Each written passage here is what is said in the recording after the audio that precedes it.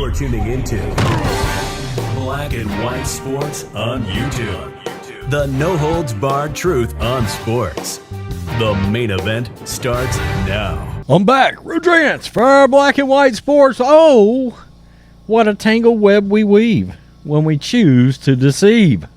That's right, 345 Park Avenue, The Shield, New York, the NFL league offices probably had Troy Vincent and Roger Goodell throwing various pieces of office paraphernalia around yesterday when they did not see their sinister, evil plan come to fruition. They decided to use Damar Hamlin and his tragic situation that happened on Monday Night Football against the Bengals to, number one, screw the Bengals. Okay, I don't think they were intentionally trying to screw the Bengals themselves. If it would have been the Seahawks, they would have screwed them. You get the point, right? However, it would have worked out. Probably had to have been an AFC team. But anyway, the point is they decided, hey, if it's the Bills and it is the Chiefs, we're going to put that in Atlanta at a neutral site stadium. And, of course, there was also the coin flip fiasco that was going to determine a potential home field advantage if some things would have swung out in a certain way. Well, what Roger Goodell did not count on was the fact that maybe Zach Taylor is a better coach than we gave him credit for.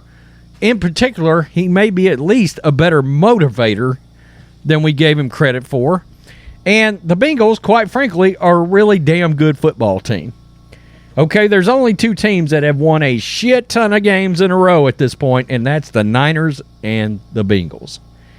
Well, the Bengals went out there and they went into Buffalo and beat the shit out of the Bills yesterday. Joe Mixon came out the other day when the NFL decided to brag about 50,000 seats sold down in Atlanta and was like, oh, okay.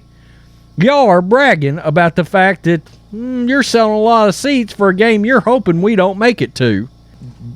You can blatantly tell that Joe Burrow and Zach Taylor were furious over what the NFL tried to do here.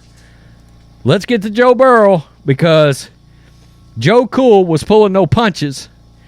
Better send those refunds.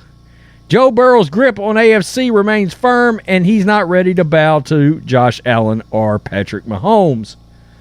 Joe Burrow is the soul-snatching, dream-stealing January villain of the AFC. I absolutely love it.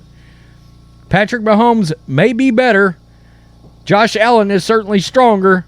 Both have more commercials. Neither, however, is as unflappable and as unbeatable as Cincinnati quarterback, and at least not as of late. Buffalo had him where it wanted him Sunday, inside a Western New York snow globe, surrounded by the Bills' table-busting mafia.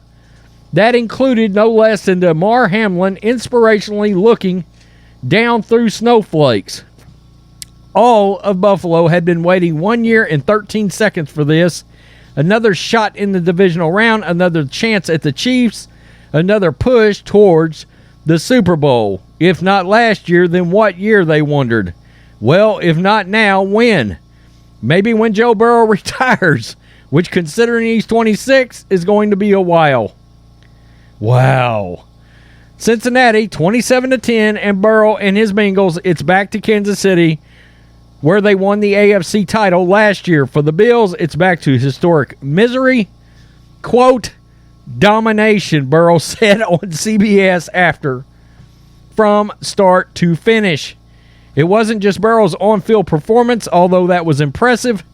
He was 23 for 36 for 246 and 2 touchdowns. He rushed for 31.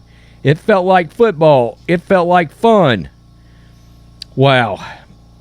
I find this hilarious. Hilarious. And this is what he threw at the NFL right here. We talked about it yesterday, just that chip on your shoulder. Everyone talking about a neutral AFC championship game, not even thinking about you guys. How much did that motivate you coming into this? You better send those refunds. Better send those refunds. I love it. I love it. So, let's flash over to Zach Taylor. Because the Bengals coach, he was clearly pissed off too and motivated. Michael David Smith, PFT. Bengals coach Zach Taylor sarcastically apologized to the NFL for ruining its plans after the Bengals beat the Bills to advance to the AFC Championship game.